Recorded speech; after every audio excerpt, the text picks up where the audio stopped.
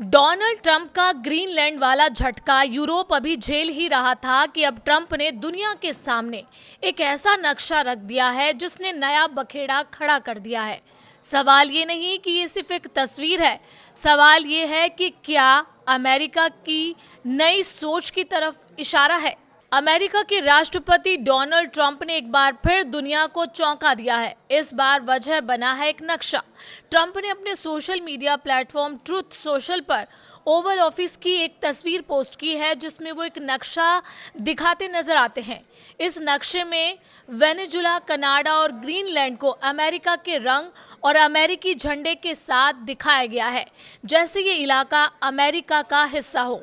ये तस्वीर सामने आते ही हंगामा मच गया, क्योंकि जिस तरह से नक्शे में इन देशों को दिखाया गया है वो सिर्फ कल्पना नहीं बल्कि एक संदेश जैसा लग रहा है। हालांकि जानकारों का कहना है कि ये नक्शा एआई से बनाया हुआ प्रतीत होता है, लेकिन ट्रंप की मंशा पर सवाल जरूर खड़े हो गए हैं। ये पोस्ट ऐसे वक्त में आई है जब ग्रीनलैंड को लेकर अमेरिका और यूरोप के रिश्तों में पहले से ही तनाव रहा है। ट्रंप पहले भी कई बार ग्रीनलैंड को अमेरिका के नियंत्रण में लाने की बात कर चुके हैं। डेनमार्क और ग्रीनलैंड की सरकार साफ कह चुकी है कि ग्रीनलैंड बिकाऊ नहीं है और वो अपने फैसले खुद लेंगे।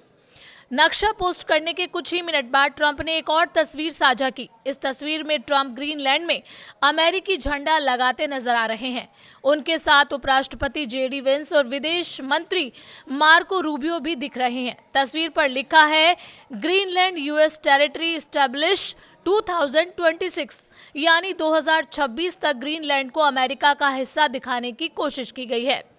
ट्रंप पहले भी कह चुके हैं कि ग्रीनलैंड अमेरिका की राष्ट्रीय सुरक्षा के लिए बेहद अहम है। उनका तर्क है कि ये इलाका खनिज संसाधनों से भरपूर है। हालांकि ग्रीनलैंड पहले से ही डेनमार्क का स्वायत्त क्षेत्र है और वहां अमेरिका का सैन्य अड्डा भी मौजूद है। अब बात कनाडा की। ट्रंप अपने कार्यकाल की शुरुआत से ही कनाडा को अमेरिका का 51वां राज्य बनाने की बात करते रहे हैं।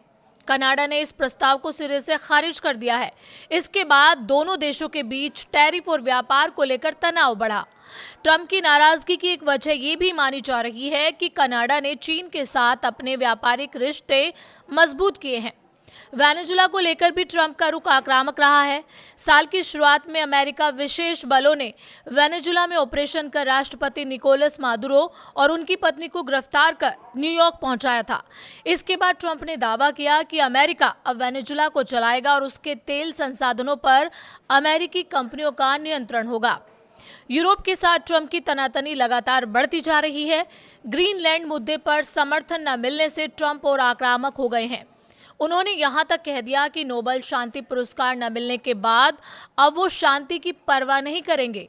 नॉर्वे के प्रधानमंत्री को भेजी चिट्ठी में भी ट्रंप ने डेनमार्क के अधिकार पर सवाल उठाए।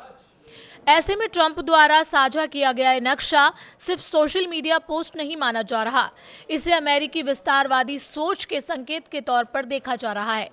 सवाल यही है, क्या ये सिर्फ दिखावा है या आने वाले वक्त में दुनिया की सीमाओं पर नया संघर्ष देखने को मिलेगा?